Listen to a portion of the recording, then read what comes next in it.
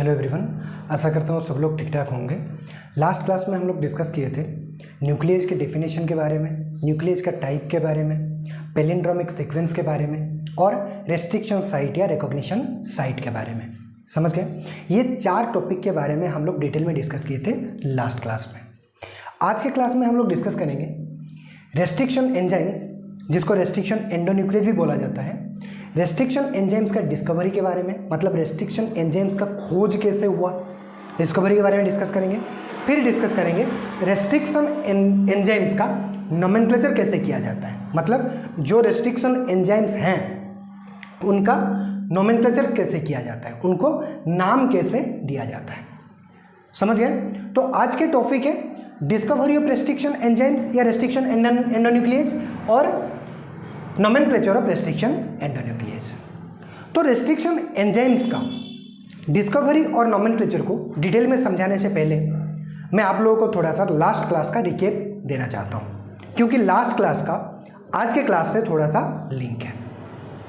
समझ रहे हैं? तो लास्ट क्लास में हम लोग डिस्कस किए थे रेस्ट्रिक्शन एंजाइम्स का पार्ट 1, आज है रेस्ट्रिक्शन एंजाइम्स का पार्ट 2। और पार्ट 1 जितना इंपॉर्टेंट था, पार्ट 2 भी उतना ही इंपॉर्टेंट है। तो ये लेक्चर भी थोड़ा सा लंबा हो सकता है, ध्यान से देखिएगा। समझ रहे हैं? बोर मत होना, अच्छे से देख लीजिएगा। एक बार अगर रेस्ट्रिक्शन एंजाइम्स आप समझ गए ना यहाँ से, तो एक भी कॉन्सेप्ट नहीं छूटेगा, एक भी क्वेश्चन आपका गलत नहीं होगा। समझ रहे हैं? तो पहला टॉपिक हम लोग डिस्कस किए थे न्यूक्लियस का डेफिनेशन क्या है। लास्ट क्लास में न्यूक्लियस का डेफिनेशन क्या था? जो भी एंजाइम्स न्यूक्लिक एसिड को ब्रेक करते हैं वो सारे के सारे एंजाइम्स को बोला जाता है न्यूक्लियस।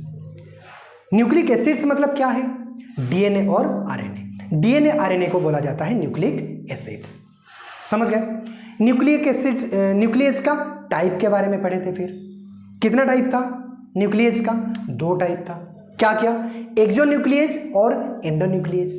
देखिए, नाम में ही एक्सो प्रेजेंट है और नाम में ही एंडो प्रेजेंट है। एक्सो मतलब बाहर, आउटसाइड, एंडो मतलब इनसाइड, अंदर से। समझ रहे?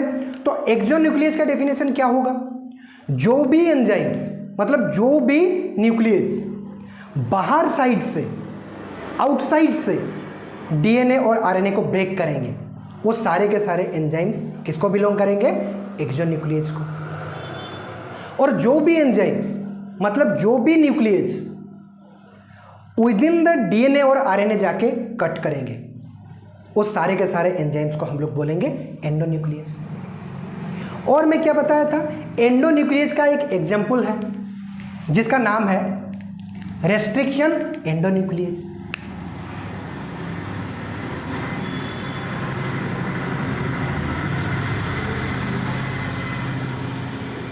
खाली नाम बताया था मैं आपको, ये एक एग्जाम्पल होता है करके बोला था लास्ट क्लास में एंडोन्यूक्लियस का। समझ रहे हैं? लेकिन इस रेस्ट्रिक्शन एंडोन्यूक्लियस टर्म को मैं आप लोगों को पहले अच्छे से क्लियर करूंगा, फिर आज का लेक्चर को डिटेल में पढ़ाने की कोशिश करूंगा। समझ रहे हैं? ये टर्म आपको समझना बहुत जरूरी है। बहुत सारे बच्चों को समझ में नहीं आता है और कॉन्सेप्ट भी क्लियर नहीं होता है बहुत सारे बच्चों का। ये रेस्ट्रिक्शन एंजाइम्स, रेस्ट्रिक्शन एंडोन्यूक्लियस क्या होता है? इस रेस्ट्रिक्शन एंडोन्यूक्लियस को रेस्ट्रिक्शन एंजाइम्स भी बोला जाता है। और इस रेस्ट्रिक्शन एंडोन्यूक्लियस का यूज होता है बायोटेक्नोलॉजी में डीएनए को काटने के लिए। तो इसका समझना बहुत जरूरी है। समझ रहे हैं? और क्या बताया था मैं आप लोगों को लास्ट क्लास में? पैलिंड्रोमिक सीक्वेंस के बारे में बताया था। पैलिंड्रोमिक सीक्वेंस क्या होता है? दोनों साइड से रीड करने पर अगर न्यूक्लियोटाइड का सीक्वेंस सेम आए तो उस सीक्वेंस को हम लोग बोलते हैं पैलिंड्रोमिक सीक्वेंस। आसान है। फिर हम लोग एट द एंड क्या पढ़े थे? रेस्ट्रिक्शन साइट या रिकॉग्निशन साइट। तो ये क्या होता है? जिस पैलिंड्रोमिक सीक्वेंस का जिस पैलिंड्रोमिक सीक्वेंस में 4 या 6 या 8 न्यूक्लियोटाइड के बेस पेयर होते हैं, उन सारे के सारे पैलिंड्रोमिक सीक्वेंस को बोला जाता है रेस्ट्रिक्शन साइट या रिकॉग्निशन साइट। देखिए मैं रिपीट करता हूं, पैलिंड्रोमिक सीक्वेंस प्रेजेंट होगा और अगर उस पैलिंड्रोमिक सीक्वेंस में 4 या 6 या 8 न्यूक्लियोटाइड की बेस पेयर प्रेजेंट होंगे तो उन सारे के सारे पैलिंड्रोमिक सीक्वेंस को बोला जाएगा रेस्ट्रिक्शन साइट। और मैं बताया था उन रेस्ट्रिक्शन साइट में कट करते हैं ये रेस्ट्रिक्शन एंडोन्यूक्लियस, बताया था ना, समझ रहे हैं। इतना समझने के बाद हम लोग डिटेल में डिस्कस किए थे, जो भी आप लोगों को मैं रिकैप दिया यहाँ पे लास्ट क्लास में हम लोग डिटेल में समझ चुके हैं विथ डायग्रामेटिक रिप्रेजेंटेशन और विथ एग्जाम्पल्स। समझ रहे हैं, जाके वो लेक्चर पहले देख लीजिएगा, नहीं तो आज का लेक्चर समझ में नहीं आएगा।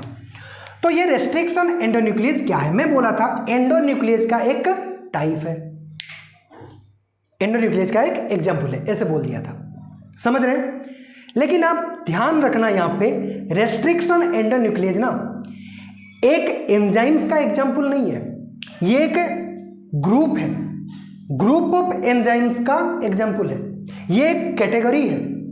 इसको आप लोग न्यूक्लियस का एक टाइप भी बोल सकते हो, समझ रहे हैं। देखिए न्यूक्लियस क्या है, दुनिया में जितने भी एंजाइम्स हैं जो कि न्यूक्लिक एसिड्स को ब्रेक करते हैं उनको हम लोग बोलते हैं nucleus.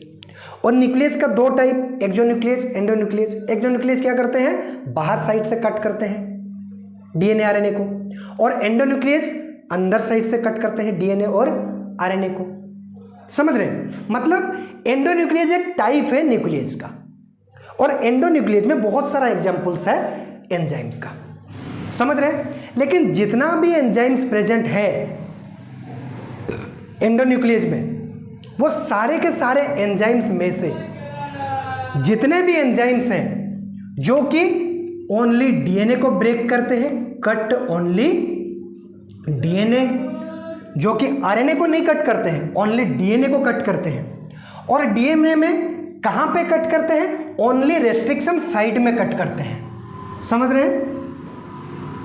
Cut only at restriction site या रिकॉग्निशन साइट, समझ रहे हैं। एंडोन्यूक्लियस में सारे के सारे एंजाइम्स प्रेजेंट हैं जो भी डीएनए एंड आरएनए को विद इन द डीएनए और आरएनए जाके कट करते हैं।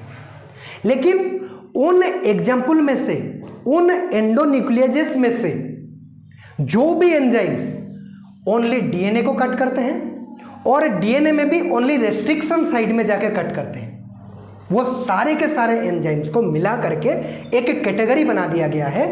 उस कैटेगरी का नाम दे दिया गया है restriction endonuclease.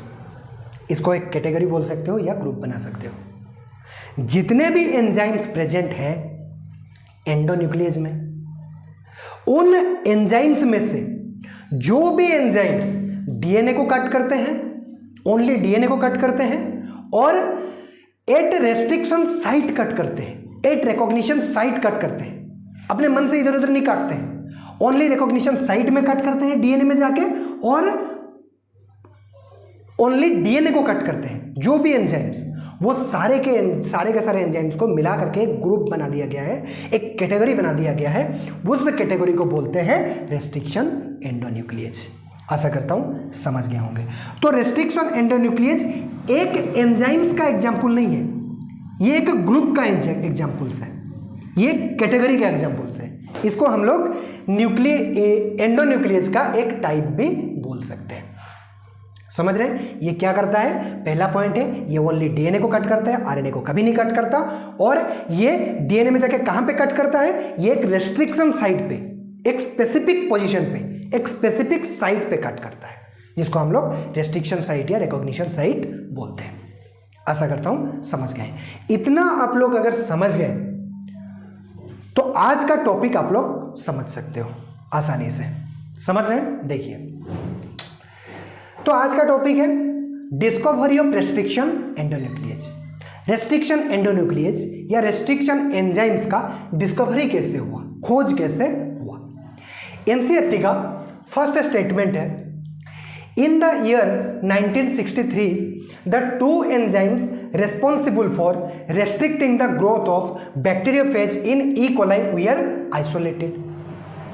One of these added methyl groups to DNA while the other cut DNA. समझ रहे हैं। तो इस स्टेटमेंट को समझने के लिए आपको पहले समझना पड़ेगा इस स्टेट में जो मैकेनिज्म है, उस मैकेनिज्म को वो इतने डायग्रामेटिक रिप्रेजेंटेशन में आप लोगों को समझाने की कोशिश करूंगा। और इस मैकेनिज्म को आप लोग अगर समझ गए ना तो ये स्टेटमेंट को आप लोग समझ जाओगे आसानी से। समझ रहे हैं? देखिए यहां पे दो टर्म आ रहा है, एक है बैक्टीरियोफेज और एक है इकोलाई। बैक्टीरियोफेज क्या है? इकोलाई तो जानते हो, एस्चेरिचिया कोलाई, ये एक बैक्टीरिया है। बैक्टीरियोफेज क्या है? बैक्टीरियोफेज एक वायरस है जो कि स्पेसिफिकली बैक्टीरिया को अटैक करता है, बैक्टीरिया को इन्फेक्ट करता है। समझ रहे हैं? तो बैक्टीरियोफेज क्या है? एक वायरस है जो कि ओनली बैक्टीरिया को क्या करता है? अटैक करता है, इन्फेक्ट करता है, टारगेट करता है। समझ रहे हैं? तो कैसे इन्फेक्ट करता है देखते हैं, चलिए। सपोज ये क्या है? एक इकोलाई है, ये रेड कलर का बॉक्स, ये एक इकोलाई नाम का बैक्टीरिया है। बैक्टीरियोफेज आके क्या करता है? इस इकोलाई के ऊपर आके बैठ जाता है और उस बैक्टीरियोफेज के अंदर जो जेनेटिक मटेरियल होता है, जो डीएनए होता है, उस डीएनए को क्या करता है? ये इकोलाई के अंदर इंट्रोड्यूस कर देता है, ट्रांसपोर्ट कर देता है। देखिए यहाँ पे क्या कर दिया, ये बैक्टीरियोफेज अपना जेनेटिक मटेरियल इंट्रोड्यूस कर दिया इकोलाई के अंदर। समझ रहे हैं? इस जेनेटिक मटेरियल के द्वारा क्या होता है? बहुत सारे छोटे छोटे बैक्टीरियोफेज प्रोड्यूस हो जाते हैं। मतलब इकोलाई के अंदर क्या हो रहा है? बैक्टीरियोफेज का ग्रोथ हो रहा है और इस बैक्टीरियोफेज की ग्रोथ होने को इकोलाई के अंदर क्या बोला जाता है? इन्फेक्शन होना। समझ रहे हैं? जितना ज्यादा ग्रोथ होता जाएगा इन्फेक्शन उतना बढ़ता जाएगा और कभी कभी तो इन्फेक्शन इतना बढ़ जाता है इकोलाई सर्वाइव कर ही नहीं पाता, इकोलाई किल हो जाता है। समझ रहे हैं? देखिए इस जेनेटिक मटेरियल के द्वारा क्या हो रहा है बैक्टीरियोफेज के, यहाँ पे बहुत सारे छोटे छोटे क्या हो रहे हैं? बैक्टीरियोफेज प्रोड्यूस हो रहे हैं और कभी कभी मात्रा इतना बढ़ जाता है बैक्टीरियोफेज का इकोलाई के अंदर, इकोलाई किल हो जाता है, सर्वाइव नहीं कर पाता है। समझ रहे हैं? ये चलता गया, ये जो बताया मैं आपको, ये चीज़ जो बैक्टीरियोफेज आता है, अपना नंबर बढ़ाता है इकोलाई के अंदर, इन्फेक्ट करता है और इकोलाई किल हो जाता है। ये कुछ दिन चला, फिर धीरे धीरे क्या हुआ? इकोलाई के अंदर एक डिफेंस मैकेनिज्म क्रिएट हुआ, एक डिफेंस सिस्टम क्रिएट हुआ जो कि रेस्ट्रिक्ट कर रहा था, मतलब स्टॉप कर रहा था बैक्टीरियोफेज की ग्रोथ को इकोलाई के अंदर। समझ रहे हैं मैं क्या बोला? यहाँ पे कुछ दिन चला ऐसे, इकोलाई को इन्फेक्ट करता गया बैक्टीरियोफेज। धीरे धीरे क्या हुआ? इकोलाई के अंदर एक डिफेंस सिस्टम क्रिएट हुआ, डिफेंस मैकेनिज्म क्रिएट हुआ। जिस डिफेंस मैकेनिज्म के द्वारा इकोलाई क्या कर रहा था? बैक्टीरियोफेज की ग्रोथ को इकोलाई के अंदर रेस्ट्रिक्ट कर रहा था, जिसकी वजह से इकोलाई प्रोटेक्ट हो जा रहा था बैक्टीरियोफेज की इन्फेक्शन से। समझ रहे हैं? तो चलिए जानने की कोशिश करते हैं वो डिफेंस सिस्टम एक्चुअली में क्या था।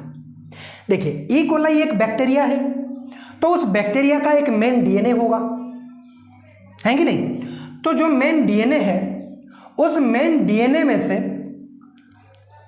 दो एंजाइम्स क्रिएट हो गया। समझ रहे? समझाने के लिए, ये बैक्टीरिया का मेन डीएनए है, ये एक जीन है, ये एक जीन है।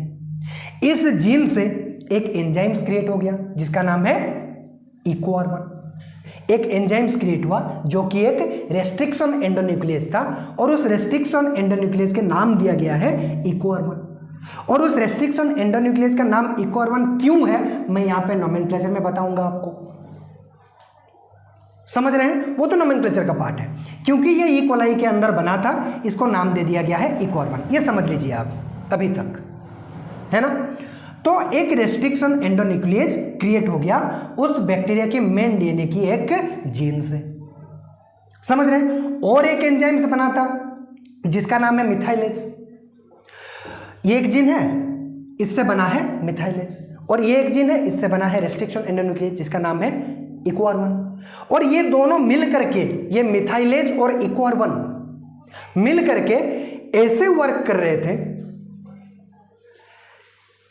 इस बैक्टीरियोफेज की ग्रोथ स्टॉप हो जा रहा था, रेस्ट्रिक्ट हो जा रहा था।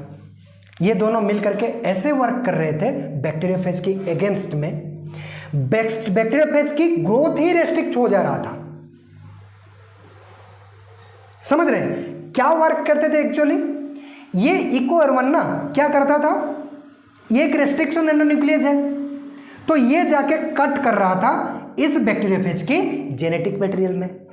जो बैक्टीरिया की जो डीएनए है ना, जो कि इंट्रोड्यूस किया है वो इकोलाई के अंदर, उस डीएनए को जाके ये कट कर रहा था। और क्योंकि ये एक रेस्ट्रिक्शन एंडोन्यूक्लियस है, हम लोगों को पता है रेस्ट्रिक्शन एंडोन्यूक्लियस क्या करते हैं, ओनली डीएनए को कट करते हैं और एट रेस्ट्रिक्शन साइट कट करते हैं, कहीं पे भी नहीं कट करते हैं, कहीं पे भी नहीं काटते हैं। ये ओनली रिकॉग्निशन साइट या रेस्ट्रिक्शन साइट में कट करते हैं।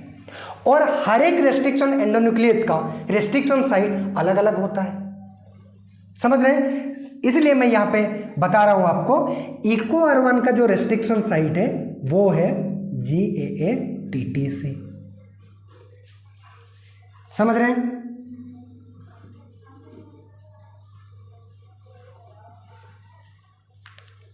समझ रहे हैं?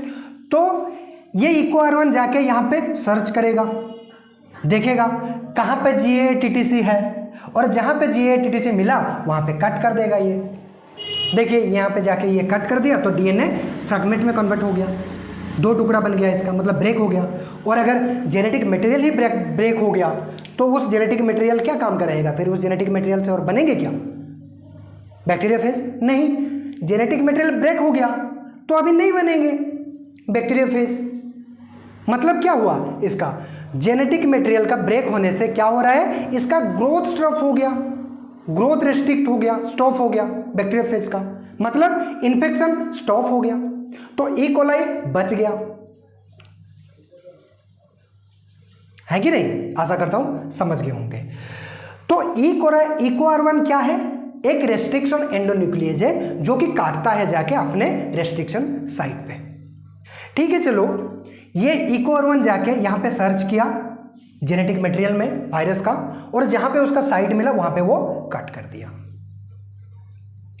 लेकिन ये भी तो चांसेस है, जो बैक्टीरिया का मेन डीएनए है, जिस मेन डीएनए से ये इकोअर्वन बना है, उस मेन डीएनए में भी तो इसका साइट होना पॉसिबिलिटी है, क्योंकि बैक्टीरिया का मेन डीएनए ये भी तो एक जेनेटिक मटेरियल है, तो यहां पे भी इसका साइट रहना पॉसिबिलिटी है, बिल्कुल है।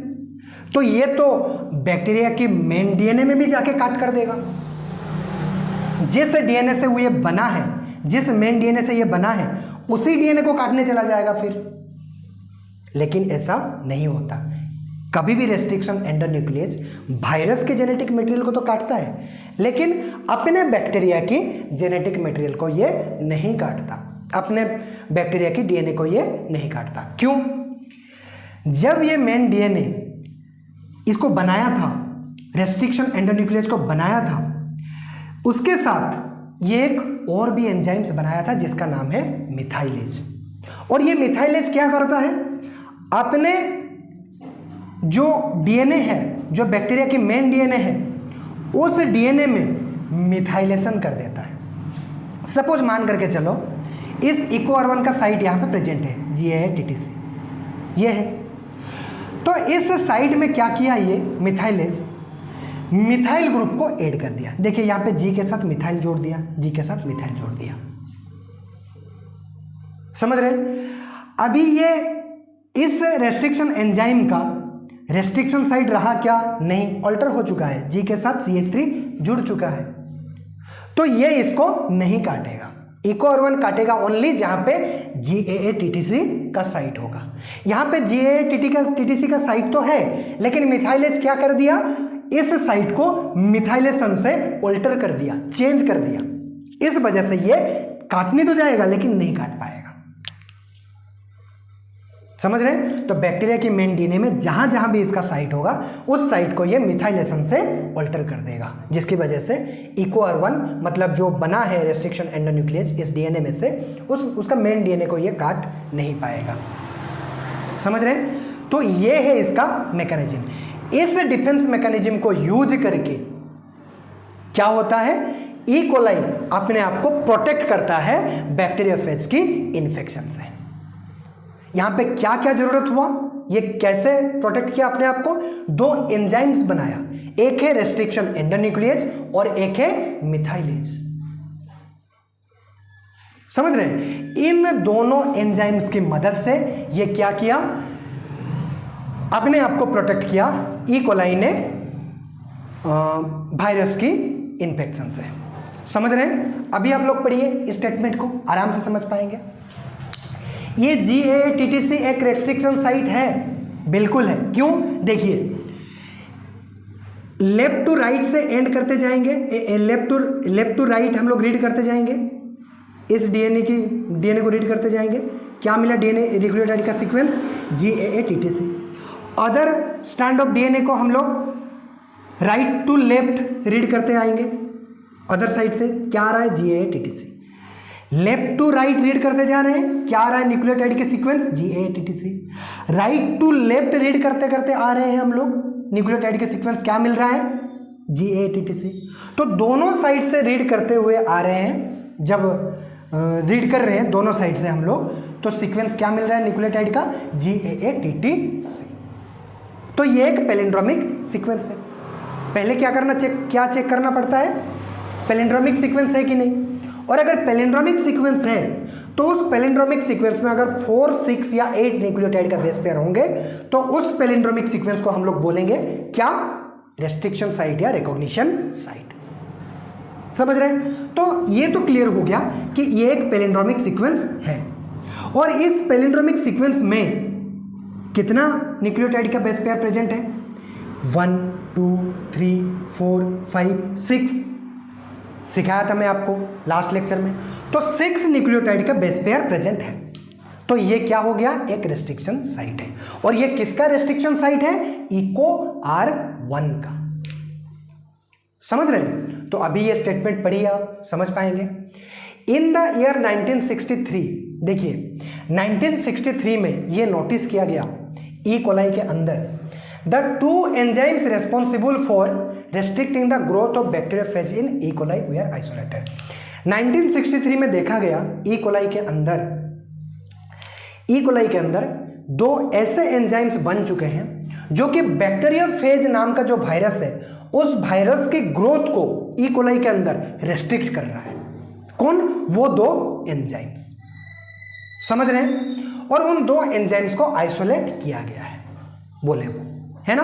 और उन 2 एंजाइम्स में से एक क्या कर रहा था? One of this added methyl groups to DNA. एक क्या कर रहा था? अपने मेन डीएनए में, बैक्टीरिया की मेन डीएनए में मिथाइल ग्रुप्स को ऐड कर रहा था, उसको बोल रहे थे हम लोग मिथाइलेज। और एक क्या कर रहा था? ये डीएनए को कट कर रहा था, किसका? बैक्टीरियोफेज का, उसको बोल रहे थे हम लोग रेस्ट्रिक्शन एंडोन्यूक्लियेज। समझ रहे हैं? 1963 से पहले भी, मतलब EcoR1 की पहले भी रेस्ट्रिक्शन एंडोन्यूक्लियेज का डिस्कवरी हो चुका था, लेकिन पहली बार पता चला इनका फंक्शन क्या है, वर्क प्रोसीजर क्या है, रेस्ट्रिक्शन एंडोन्यूक्लियेज का और मिथाइलेज का। समझ रहे हैं? तो कैसे प्रोटेक्ट कर रहा था ई कोलाई के अंदर 1963 में 2 एंजाइम्स ऐसे देखा गया जिनका नाम था मिथाइलेज और रेस्ट्रिक्शन एंडोन्यूक्लियेज, जो कि मिल करके कुछ ऐसे फंक्शन कर रहे थे जिन फंक्शन के द्वारा क्या हो रहा था? बैक्टीरियोफेज के ग्रोथ रेस्ट्रिक्ट हो रहा था ई कोलाई के अंदर। समझ रहे हैं? मिथाइलेज कैसे वर्क करता है? ये मिथाइल ग्रुप्स को ऐड करता है बैक्टीरिया की मेन डीएनए में, और रेस्ट्रिक्शन एंडोन्यूक्लियेज क्या करता है? ये कट करता है डीएनए को, किसका? बैक्टीरियोफेज का। आशा करता हूं समझ गए होंगे। इतना अगर समझ गए रेस्ट्रिक्शन एंडोन्यूक्लियेज के डिस्कवरी के बारे में, तो कुछ इंपॉर्टेंट स्टेटमेंट दिया है एनसीईआरटी में रेस्ट्रिक्शन एंडोन्यूक्लियेज के बारे में, वो भी आप लोग आसानी से समझ जाएंगे अगर जितना मैं अभी तक आपको समझाया वो समझ गए होंगे अच्छे से। तो समझ रहे हैं? देखिए, फर्स्ट डिस्कवरेड रेस्ट्रिक्शन एंडोन्यूक्लियेज का नाम क्या है? HIND2, HIND2। समझ रहे हैं? जो सबसे पहले डिस्कवरी किया गया था रेस्ट्रिक्शन एंडोन्यूक्लियेज का, उस रेस्ट्रिक्शन एंडोन्यूक्लियेज का नाम क्या है? HIND2। समझ रहे हैं? रिपीट करता हूं, फर्स्ट डिस्कवरेड रेस्ट्रिक्शन एंडोन्यूक्लियस। पहले डिस्कवरी किया जाने वाला रेस्ट्रिक्शन एंडोन्यूक्लियस का नाम क्या है? HIND-2। Restriction enzymes are found in bacteria, ये ओनली बैक्टीरिया में मिलते हैं क्योंकि बैक्टीरिया का डिफेंस सिस्टम का ये पार्ट है। वायरस से बचने का जो तरीका है रेस्ट्रिक्शन एंडोन्यूक्लियस के द्वारा, ये तरीका किसका है? बैक्टीरिया का है, प्रोकैरियोट्स का है, यूकैरियोट्स का नहीं है। वायरस से बचने का तरीका जो यूकैरियोट्स के अंदर होता है वो अलग होता है प्रोकैरियोट्स से। इसलिए यूकैरियोट्स में, मतलब हम में, यूकैरियोट्स में कभी भी रेस्ट्रिक्शन एंजाइम्स या रेस्ट्रिक्शन एंडोन्यूक्लियस जैसा कोई चीज बनता नहीं है। ये बैक्टीरिया में ही पाया जाता है। ये क्या है? ये बैक्टीरिया के एक डिफेंस सिस्टम का पार्ट है वायरस से बचने के लिए। समझ रहे हैं? देखिए, are part of defence system of bacteria. समझ गए? बैक्टीरिया का एक डिफेंस सिस्टम का पार्ट है रेस्ट्रिक्शन एंडोन्यूक्लियस। आर नेवर काट इट्स ओन बैक्टीरियल डीएनए। आर अपना बैक्टीरिया का डीएनए को काटता है क्या? नहीं। क्यों? Because their restriction site modified by methylation. क्योंकि मिथाइलेज क्या कर देता है? बैक्टीरिया की डीएनए को मिथाइलेशन से मॉडिफाई कर देता है। बैक्टीरिया के डीएनए में जो रेस्ट्रिक्शन साइट होता है, उस रेस्ट्रिक्शन साइट को मॉडिफाई कर देता है मिथाइलेशन से मिथाइलेज एंजाइम। समझ रहे हैं? अगर मॉडिफाई नहीं करता तो ये खुद का ही डीएनए को काट देता, जिस डीएनए से बना है उस डीएनए को काट देता।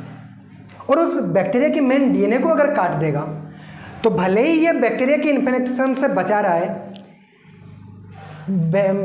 वायरस के इन्फेक्शन से बचाने से क्या होगा? ये खुद ही काट दे रहा है अपना डीएनए को, और खुद का डीएनए को काट देगा, बैक्टीरिया को खुद का डीएनए को काट देगा ये, तो बैक्टीरिया को ये खुद ही किल कर रहा है। समझ रहे? कुछ फायदा नहीं होता। तो मिथाइलेज का भी जरूरत है बैक्टीरिया को प्रोटेक्ट करने के लिए विथ रेस्ट्रिक्शन एंडोन्यूक्लियस। समझ रहे हैं? देखिए, besides HIND-2, today we know more than 900 restriction endonucleases that have been isolated from over 230 strains of bacteria. इसका मतलब क्या है? Means more than one restriction endonuclease can be synthesized in a bacteria. समझ रहे हैं? देखिए, HIND-2 क्या है? ये पहला रेस्ट्रिक्शन एंडोन्यूक्लियस है जो कि खोज किया गया था, फर्स्ट डिस्कवर्ड एंडोन्यूक्लियस है। और HIND-2 के अलावा आज तक हम लोग 230 स्ट्रेन्स ऑफ बैक्टीरिया से मोर देन 900 रेस्ट्रिक्शन एंडोन्यूक्लियस को आइसोलेट कर चुके हैं।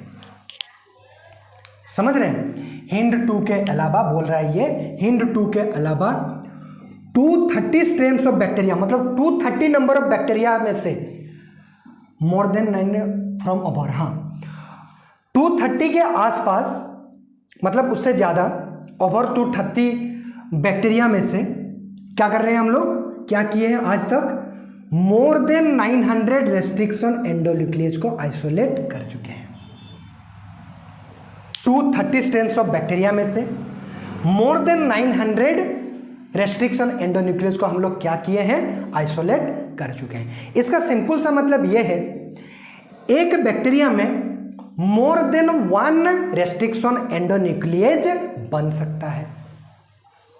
अगर एक बैक्टीरिया में एक ही रेस्ट्रिक्शन एंडोन्यूक्लियस बनता तो 230 स्ट्रेन्स ऑफ बैक्टीरिया से 230 के आसपास ही रेस्ट्रिक्शन एंडोन्यूक्लियस बनते। लेकिन यहां पे बोल रहा है क्लियरली 230 स्ट्रेन्स ऑफ बैक्टीरिया में से मोर देन 900 रेस्ट्रिक्शन एंडोन्यूक्लियस अभी तक हम लोग आइसोलेट कर चुके हैं। इसका मतलब यह है, इसका सिंपल सा मतलब यह है कि with in a single bacteria more than one restriction endonuclease can be produced. समझ रहे हैं? एक बैक्टीरिया में, एक बैक्टीरिया के अंदर एक से ज्यादा रेस्ट्रिक्शन एंडोन्यूक्लियस बन सकते हैं। आसान है ना? मैं यहाँ पे डिटेल में समझा रहा हूँ तो लेक्चर थोड़ा सा लंबा हो रहा है, लेकिन अब ध्यान से लेक्चर सुनिएगा ना। एक बार मेरे से आप लोग रेस्ट्रिक्शन एंजाइम्स को कंप्लीट कर देगा। हालांकि मैं बोलूँगा आपको पूरे बायोटेक्नोलॉजी को आप अगर क्लियरली कंप्लीट कर लेते हैं अच्छे से मेरे लेक्चर में से, तो आपका एक भी कॉन्सेप्ट नहीं छूटेगा, ये गारंटी मेरा है। समझ रहे हैं? तो ये आप लोग समझ गए होंगे ये लास्ट पॉइंट भी। Besides HIND-2, today we know more than 900 restriction endonucleases that have been isolated from about 230 strains of bacteria. Means more than one restriction enzymes या endonuclease can be synthesized in a bacteria. एक bacteria में more than one restriction endonuclease can be synthesized. इसका simple सा मतलब ये है। इतना आप लोग अगर समझ गए, रेस्ट्रिक्शन एंडोन्यूक्लियस का डिस्कवरी को अगर समझ गए इतने तक जितना मैं समझाया, हालांकि बहुत सिंप्लीफाइड तरीके से मैं बताया हूं आपको, इतना अगर समझ गए तो अभी आप लोग समझ सकते हो नोमेनक्लेचर ऑफ रेस्ट्रिक्शन एंडोन्यूक्लियस को। समझ रहे हैं? नोमेनक्लेचर मतलब नाम कैसे देते हैं हम लोग रेस्ट्रिक्शन एंडोन्यूक्लियस का। अच्छा, नोमेनक्लेचर का जरूरत क्यों पड़ा? नोमेनक्लेचर मतलब क्या है? कुछ रूल हम लोग बनाए हैं, जिस रूल के अकॉर्डिंगली हम लोग क्या करते हैं, उस रूल को फॉलो करके हम लोग क्या करते हैं, रेस्ट्रिक्शन एंडोन्यूक्लियस का नाम देते हैं, नोमेनक्लेचर करते हैं। और नोमेनक्लेचर का जरूरत क्यों पड़ा? क्योंकि देखिए यहां पे लिख रहा है हम लोग more than 900 restriction endonuclease till now, आज तक हम लोग आइसोलेट कर चुके हैं। समझ रहे हैं? और अगर मोर देन 900 रेस्ट्रिक्शन एंडोन्यूक्लियस है तो उन 900 से भी ज़्यादा रेस्ट्रिक्शन एंडोन्यूक्लियस का सेपरेटली नाम याद रखना हम लोगों का पॉसिबल में है क्या? हम लोग याद रख सकते हैं क्या? नहीं, बहुत मुश्किल है। इसीलिए हम लोग क्या किए, कुछ रूल बनाए और उस रूल के अकॉर्डिंगली हम लोग क्या किए, नोमेनक्लेचर किए रेस्ट्रिक्शन एंडोन्यूक्लियस का। समझ रहे हैं? तो चलिए सीखते हैं हम लोग नोमेनक्लेचर कैसे किया जाता है। तो रेस्ट्रिक्शन एंडोन्यूक्लियस का जो नाम होता है, जो नोमेनक्लेचर होता है, उस नाम में 3 से 4 लेटर होता है और एक रोमन नंबर होता है। समझ रहे हैं? इट कॉन्सिस्ट ऑफ, मतलब nomenclature of restriction endonuclease consist of 3 से 4 लेटर और एक रोमन नंबर। समझ रहे हैं? रेस्ट्रिक्शन एंडोन्यूक्लियस का नाम में 3 से 4 लेटर होता है, 3 से 4 अल्फाबेट होता है और एक रोमन नंबर होता है। जो फर्स्ट लेटर होता है रेस्ट्रिक्शन एंडोन्यूक्लियस का नाम में, वो आता कहां से है? जीनस का नाम में से। इसका मतलब है सपोज हम लोग एक रेस्ट्रिक्शन एंडोन्यूक्लियस का नोमेनक्लेचर कर रहे हैं। कैसे करेंगे? पहले हम लोग देखेंगे, पहले हम लोग रिसर्च करेंगे कि ये रेस्ट्रिक्शन एंडोन्यूक्लियस किस बैक्टीरिया में बना है, किस बैक्टीरिया में से आइसोलेट किया गया है इस रेस्ट्रिक्शन एंडोन्यूक्लियस का। और जिस बैक्टीरिया में ये रेस्ट्रिक्शन एंडोन्यूक्लियस बना होगा, उस बैक्टीरिया का जीनस नेम भी होगा, स्पीशीज नेम भी होगा और उस बैक्टीरिया का कुछ ना कुछ स्ट्रेन भी होगा। समझ रहे हैं कि नहीं? तो जो नोमेनक्लेचर हम लोग करेंगे, जब नोमेनक्लेचर करेंगे उस रेस्ट्रिक्शन एंडोन्यूक्लियस का, उस रेस्ट्रिक्शन एंडोन्यूक्लियस में जो 3 से 4 लेटर होगा, जो पहला लेटर होगा उसका नाम में, वो आएगा कहां से? उस बैक्टीरिया का जीनस के नाम से। और सेकेंड और थर्ड लेटर ये कहां से आता है? उस बैक्टीरिया का स्पीशीज के नाम से। मैं यहां पे एग्जांपल दूंगा आपको, है ना? पहले ये रूल समझ जाओ आप, उसके बाद तो मैं आपको एग्जांपल देके अच्छे से समझा ही दूंगा, है ना? और फोर्थ लेटर क्या है? ये आता है स्ट्रेन की नाम से, स्ट्रेन से। और ये फोर्थ लेटर ना, ये ऑप्शनल होता है, कंपल्सरी नहीं है। First letter, second letter, third letter ये होगा ही होगा, ये कंपल्सरी है। लेकिन ये फोर्थ लेटर किसी किसी रेस्ट्रिक्शन एंडोन्यूक्लियस में नहीं भी होता है, ये कंपल्सरी नहीं होता है, ये ऑप्शनल होता है। समझ रहे हैं? देखिए, फिर आता है एक रोमन नंबर। ये रोमन नंबर इंडिकेट करता है ऑर्डर ऑफ आइसोलेशन को। आइसोलेशन, डिस्कवरी नहीं, किस ऑर्डर से उस बैक्टीरिया से निकाला गया है, पहले निकाला गया है या सेकेंड या थर्ड ऑर्डर में निकाला गया है, तो किस ऑर्डर में निकाला गया है, ऑर्डर ऑफ आइसोलेशन जिसको बोलते हैं, उस ऑर्डर ऑफ आइसोलेशन को इंडिकेट करता है ये रोमन नंबर। समझ रहे हैं? समझाने के लिए मैं यहाँ पे एग्जांपल दिया आपको, इको R1। तो पहले क्या करेंगे हम लोग, ये एक रेस्ट्रिक्शन एंडोन्यूक्लियस है, इसका नेमिंग कर रहे हैं हम लोग, नोमेनक्लेचर कर रहे हैं, तो उसका नोमेनक्लेचर आया इको R1। तो इको R1 इसका नाम पड़ा कैसे? तो पहले देखेंगे इस रेस्ट्रिक्शन एंडोन्यूक्लियस आया कहां से।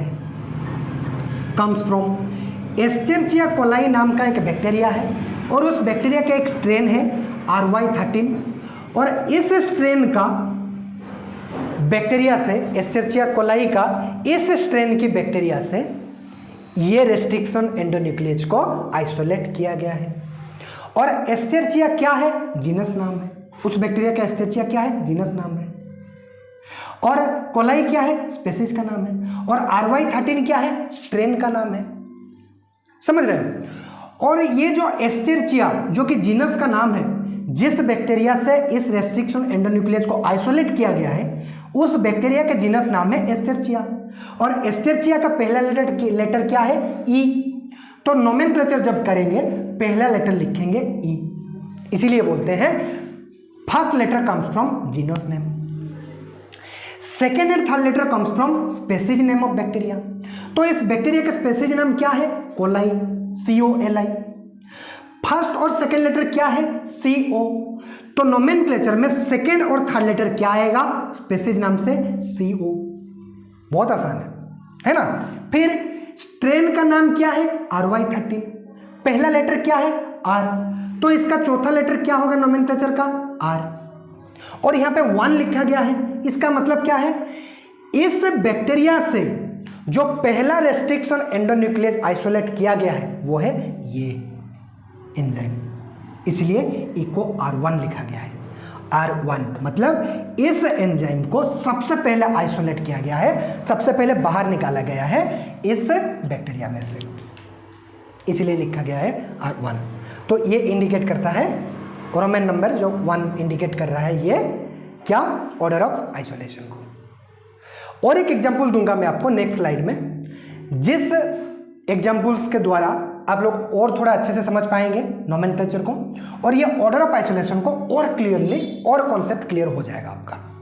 ये ऑर्डर ऑफ आइसोलेशन को और क्लियरली समझ पाएंगे आप। समझ रहे हैं? तो अभी तक मैंने जितना पढ़ाया है आप लोग नोट्स करिए, नेक्स्ट स्लाइड में हम लोग डिस्कस करेंगे उस सेकेंड एग्जाम्पल को, और कुछ रेस्ट्रिक्शन एंजाइम्स के साथ उसका साइड्स में दूंगा यहाँ पे 5-6, आप लोग वहाँ पे पढ़ लेना। बोर्ड वालों के लिए इंपॉर्टेंट नहीं है, नीट वालों के लिए थोड़ा सा इंपॉर्टेंट है, कभी कभी क्वेश्चन आ जाता है, तो वो भी थोड़ा सा देख लीजिएगा, है ना? तो अभी तक मैं जितना पढ़ाया हूँ आप लोग नोट्स करिए, नेक्स्ट स्लाइड में हम लोग बाकी के टर्म पढ़ेंगे। समझ रहे हैं? नोट्स करिए। हाँ, अभी देखिए और एक एग्जाम्पल मैं आप लोगों को समझाना चाहता हूँ, जिसका नाम है हिंड 2। और ये हिंड 2 क्या है? फर्स्ट डिस्कवर्ड रेस्ट्रिक्शन एंडोन्यूक्लियस है। ये फर्स्ट डिस्कवर्ड रेस्ट्रिक्शन एंडोन्यूक्लियस है, फिर भी इसका रोमन नंबर क्या है? 2। 1 क्यों नहीं हुआ? क्योंकि मैं आप लोगों को पहले भी बता चुका हूँ प्रीवियस स्लाइड में, रोमन नंबर इंडिकेट करता है ऑर्डर ऑफ आइसोलेशन को, ऑर्डर ऑफ डिस्कवरी को नहीं। इस ऑर्डर ऑफ आइसोलेशन की जो कॉन्सेप्ट है मैं और डिटेल में समझाना चाहता हूँ आप लोगों को, इसलिए ये डायग्राम में बनाया हूँ। समझ रहे हैं? देखिए ये एग्जाम्पल देने का पर्पज वही है, ऑर्डर ऑफ आइसोलेशन को और डिटेल में समझाना था मेरे को। सपोज ये एक बैक्टीरिया है, इस बैक्टीरिया का नाम है हीमोफिलस इन्फ्लुएंजा, और इस हीमोफिलस इन्फ्लुएंजा का 2 स्ट्रेन है, क्या क्या? RF और RD। और ये जो बैक्टीरिया है जिसका डायग्राम में बनाया हूँ यहाँ पे, वो RD स्ट्रेन का बैक्टीरिया है। हीमोफिलस इन्फ्लुएंजा बैक्टीरिया का ये RD स्ट्रेन का बैक्टीरिया है। समझ रहे हैं? इस बैक्टीरिया के अंदर एक मेन DNA है, और मैं आप लोगों को बताया था पहले भी, प्रीवियस स्लाइड में भी बताया था कि एक बैक्टीरिया के अंदर more than 1 restriction endonuclease can be form. With in a single bacteria एक से ज़्यादा रेस्ट्रिक्शन एंडोन्यूक्लियस भी फॉर्म हो सकते हैं। समझ रहे हैं? तो इस मेन DNA के अंदर 3 ऐसे जीन हैं जो कि एक एक रेस्ट्रिक्शन एंडोन्यूक्लियस बना रहे हैं। ये एक जीन है, ये एक जीन है, और ये भी एक जीन है। ये 3 जीन क्या कर रहे हैं? एक एक रेस्ट्रिक्शन एंडोन्यूक्लियस बना रहे हैं। समझ रहे हैं? समझाने के लिए मैं आपको बोला, ये जो रेस्ट्रिक्शन एंडोन्यूक्लियस है इसको सबसे पहले खोज किया गया है। इस बैक्टीरिया के अंदर जो सबसे पहले खोज किया गया है जिस रेस्ट्रिक्शन एंडोन्यूक्लियस का, वो ये है। फर्स्ट डिस्कवर्ड रेस्ट्रिक्शन एंडोन्यूक्लियस कौन है इस बैक्टीरिया के अंदर? ये है, इसलिए मैं यहाँ पे लिख दिया फर्स्ट डिस्कवर्ड। लेकिन इस रेस्ट्रिक्शन एंडोन्यूक्लियस को सबसे पहले आइसोलेट किया गया है, सबसे पहले खोज किया गया है इस रेस्ट्रिक्शन एंडोन्यूक्लियस का, लेकिन सबसे पहले बाहर निकाला गया है जिस रेस्ट्रिक्शन एंडोन्यूक्लियस का इस बैक्टीरिया में से, वो ये है। तो समझाने के लिए मैं यहाँ पे लिख दिया फर्स्ट आइसोलेटेड रेस्ट्रिक्शन एंडोन्यूक्लियस। समझ रहे हैं? अभी क्या करेंगे हम लोग? नोमेनक्लेचर करेंगे। तो देखिए सबसे पहले इसका नोमेनक्लेचर करते हैं। नोमेनक्लेचर करने के लिए सबसे पहले हम लोग क्या देखते हैं कि रेस्ट्रिक्शन एंडोन्यूक्लियस किस बैक्टीरिया में बना है। समझ रहे हैं? और जिस बैक्टीरिया में बना है उसका नाम है हीमोफिलस इन्फ्लुएंजा। समझ रहे हैं? और ये हीमोफिलस क्या है? जीनस नेम है, और इन्फ्लुएंजा क्या है? स्पेसीज नेम है। और आरएफ और आरडी क्या है? स्ट्रेन है ये। समझ रहे हैं? और नोमेनक्लेचर जब हम लोग करते हैं तो नोमेनक्लेचर में सबसे पहला लेटर क्या आता है? जीनस की नेम से आता है। और इस बैक्टीरिया के जीनस की नाम क्या है? हीमोफिलस। तो फर्स्ट लेटर क्या आएगा? एच। जीनस नेम का पहला लेटर आता है नोमेनक्लेचर में। समझ रहे हैं? और फिर सेकेंड और थर्ड लेटर कहाँ से आता है? स्पेसीज का नाम से। स्पेसीज कौन है इस बैक्टीरिया का? इन्फ्लुएंजा। और इन्फ्लुएंजा का फर्स्ट और सेकेंड लेटर क्या है? IN। तो यही होंगे सेकेंड और थर्ड लेटर इस रेस्ट्रिक्शन एंडोन्यूक्लियस का नोमेनक्लेचर में। समझ रहे हैं? और फिर फोर्थ लेटर क्या होगा? स्ट्रेन की नाम से आएगा। स्ट्रेन कौन कौन है? RF और RD। और ये RD स्ट्रेन का बैक्टीरिया है। तो R तो नहीं लिख सकते क्योंकि दोनों स्ट्रेन का पहला लेटर क्या है? RR है। तो हम लोग क्या करेंगे? F और D के बीच में हम लोग कंपेयर करके लिखेंगे, है कि नहीं? तो क्योंकि ये RD स्ट्रेन है और सेकेंड लेटर D है तो हम लोग D लिखेंगे। तो नोमेनक्लेचर में फोर्थ लेटर क्या आ गया? D। तो बन गया हिंड। समझ रहे हैं? क्योंकि हम लोग इस रेस्ट्रिक्शन एंडोन्यूक्लियस का नोमेनक्लेचर कर रहे हैं और इस रेस्ट्रिक्शन एंडोन्यूक्लियस को मैं बोल रहा हूँ यहाँ पे सबसे पहले आइसोलेट किया गया है। तो ऑर्डर ऑफ आइसोलेशन क्या लिखेंगे? इसका रोमन नंबर 1। जिस ऑर्डर में आइसोलेट किया गया है, जिस ऑर्डर में बाहर निकाला गया है बैक्टीरिया में से रेस्ट्रिक्शन एंडोन्यूक्लियस को, रोमन नंबर उसका वही लिखेंगे। समझ रहे हैं? तो इस रेस्ट्रिक्शन एंडोन्यूक्लियस को सबसे पहले आइसोलेट किया गया है बैक्टीरिया में से, तो इसका रोमन नंबर लिखेंगे 1। और इसका लिखेंगे तो मैं समझाने के लिए बोल दिया इसको कि ये फर्स्ट डिस्कवर्ड है। हम लोग को पता है कि हिंड 2 होता है और इसका रोमन नंबर 2 होता है। मतलब इसका ऑर्डर ऑफ आइसोलेशन क्या है? 2। मतलब इसको सेकेंड नंबर में क्या किया गया है? आइसोलेट किया गया है। समझ रहे हैं? समझाने के लिए देखो मैं फिर से लिख देता हूँ। इसका नेम अगर लिखेंगे हम लोग, पहले क्या आएगा? HIN, ये तो कॉमन है। फिर D, इसको सेकेंड नंबर में आइसोलेट किया गया है तो क्या लिखेंगे हम लोग? 2। तो इसका नाम हो जाएगा हिंड 2। लेकिन ये फर्स्ट डिस्कवर्ड है, ये मत भूलना। डिस्कवरी इसका सबसे पहले हुआ है लेकिन ऑर्डर ऑफ आइसोलेशन इसका 2 नंबर है, इसीलिए लिखा गया है हिंड 2। इसका रोमन नंबर 2 लिखा गया है। आशा करता हूँ अभी क्लियर हो गया होगा कि ऑर्डर ऑफ आइसोलेशन को कैसे लिखा जाता है। रोमन नंबर ये क्या इंडिकेट करता है, समझ रहे हैं? और समझाने के लिए मैं आपको बोल दिया इस रेस्ट्रिक्शन एंडोन्यूक्लियस का ऑर्डर ऑफ आइसोलेशन 3 है, तो इसको क्या लिखेंगे? हिंड 3 लिखेंगे। समझ रहे हैं? तो Roman number order of discovery को इंडिकेट नहीं करता है, ऑर्डर ऑफ आइसोलेशन को इंडिकेट करता है। समझ गए? नोट करिए। आशा करता हूँ नोमेनक्लेचर आप अभी समझ गए होंगे टोटली। समझ गए? देखिए यहाँ पे कुछ रेस्ट्रिक्शन एंडोन्यूक्लियस का नेम लिखा हूँ मैं with their respective restriction site. कुछ इंपॉर्टेंट रेस्ट्रिक्शन एंडोन्यूक्लियस का नेम लिखा है यहाँ पे और उनका रेस्ट्रिक्शन साइट भी लिखा गया है और वो कौन सा एंड प्रोड्यूस करते हैं वो भी लिखा गया है। समझ रहे हैं? कौन सा restriction endonuclease sticky and produce करते हैं, कौन सा restriction endonuclease blunt and produce करते हैं, वो लिखा गया है। और ये स्टिकी एंड क्या है, ब्लंट एंड क्या है, ये हम लोग समझेंगे नेक्स्ट लेक्चर में। समझ रहे हैं? यहाँ पे खाली याद रख लीजिएगा, यहाँ पे खाली लिख लीजिएगा। नेक्स्ट लेक्चर में जब हम लोग मोड ऑफ कटिंग के बारे में पढ़ेंगे रेस्ट्रिक्शन एंडोन्यूक्लियस का, वहाँ पे आप लोग समझेंगे कि स्टिकी एंड क्या होता है और ब्लंट एंड क्या होता है। समझ रहे हैं? देखिए इको अर्बन, इसका तो पता है, एग्जाम्पल भी देखे थे हम लोग। इको अर्बन ये एक रेस्ट्रिक्शन एंडोन्यूक्लियस है और इसका रेस्ट्रिक्शन साइट क्या है, GAATTC, GAATTC, समझ रहे हैं। और ये स्टिकी एंड प्रोड्यूस करता है और ये एस्चेरिचिया कोलाई के अंदर मिलता है, इसलिए ई कोलाई लिखा है, समझ रहे हैं। मतलब रेस्ट्रिक्शन साइट बताया था ना, जो रेस्ट्रिक्शन एंडोन्यूक्लियस मतलब रेस्ट्रिक्शन एंडोन्यूक्लियस जिस पर्टिकुलर साइट में जाके काटते हैं उसको बोलते हैं हम लोग रेस्ट्रिक्शन साइट या रिकॉग्निशन साइट, या उसको रिकॉग्निशन सीक्वेंस भी बोल देते हैं। मतलब ये रेस्ट्रिक्शन एंडोन्यूक्लियस इस पर्टिकुलर साइट में ही जाके काटता है और स्टिकी एंड बनाता है। तो ये हो गया इको अर्बन रेस्ट्रिक्शन एंडोन्यूक्लियस का रिकॉग्निशन साइट, समझ रहे हैं। सिमिलरली इको R5 इसका रेस्ट्रिक्शन साइट क्या है, GATATC, GATATC, और ये ब्लंट एंड बनाता है। और एक कहा गया है 3 या है 3rd, इसका रेस्ट्रिक्शन साइट GGCC और ये ब्लंट एंड बनाता है। और बम 1 या बम H1 भी बोला जाता है इसको, इस रेस्ट्रिक्शन एंडोन्यूक्लियस को, और इसका रेस्ट्रिक्शन साइट क्या है, GGATCC, GGATCC, ये याद रखना है हम लोगों को, है ना। और ये स्टिकी एंड बनाता है। और फिर आ गया समाफास्ट बोलते हैं इसको, है ना। इसका रेस्ट्रिक्शन साइट क्या है, CCCGGG, समझ रहे हैं, CCCGGG, और ये ब्लंट एंड बनाता है। और फिर हिंड 3rd, ये इसका रेस्ट्रिक्शन साइट क्या है, AAGCTT, AAGCTT, और ये स्टिकी एंड बनाता है।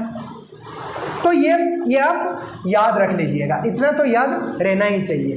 देखिए मैं आप लोगों को बता चुका था कि ऐसे more than 900 restriction site present है, लेकिन हर एक का रेस्ट्रिक्शन साइट और कौन सा एंड बनाते हैं वो याद रखना तो पॉसिबल नहीं है। तो जो इम्पोर्टेंट है, कुछ इम्पोर्टेंट रेस्ट्रिक्शन एंडोन्यूक्लियस को मैं यहाँ पे लिख दिया हूँ और यही याद रखना है। अगर एग्जाम में आएगा तो इन्हीं में से आएगा। नीट वाले बच्चों को के लिए मैं बोल रहा हूँ, बोर्ड में तो ये क्वेश्चन नहीं आता, समझ रहे हैं। आशा करता हूँ आप लोग नोमेनक्लेचर ऑफ रेस्ट्रिक्शन एंडोन्यूक्लियस और डिस्कवरी ऑफ रेस्ट्रिक्शन एंडोन्यूक्लियस को डिटेल में समझ गए होंगे। क्योंकि मैं डिटेल में समझाया आपको, लेक्चर थोड़ा सा लंबा हो गया। देखो लेक्चर लंबा होने से कोई मतलब नहीं है, उतना दिक्कत नहीं है, लेकिन कॉन्सेप्ट अगर समझ गए ना तो बहुत बड़ी बात है, समझ गए। और बहुत डिटेल में समझा रहा हूँ मैं आप लोगों को, और बहुत आसान तरीक़ा से जितना सिंप्लीफाई करके मैं बता सकता हूँ उतना सिंप्लीफाई करके मैं बता रहा हूँ, समझ रहे हैं। आशा करता हूँ लेक्चर आप लोगों को पसंद आया होगा। अगर कोई डाउट होगा तो बिल्कुल कमेंट सेक्शन में बताइएगा और शेयर करिएगा अपने अपने दोस्तों को, अगर मेरा ये लेक्चर उनका काम आ सकता है करके आपको लगता है। तो फिर मिलेंगे नेक्स्ट लेक्चर में, तब तक के लिए अच्छे से पढ़ते रहिए। धन्यवाद।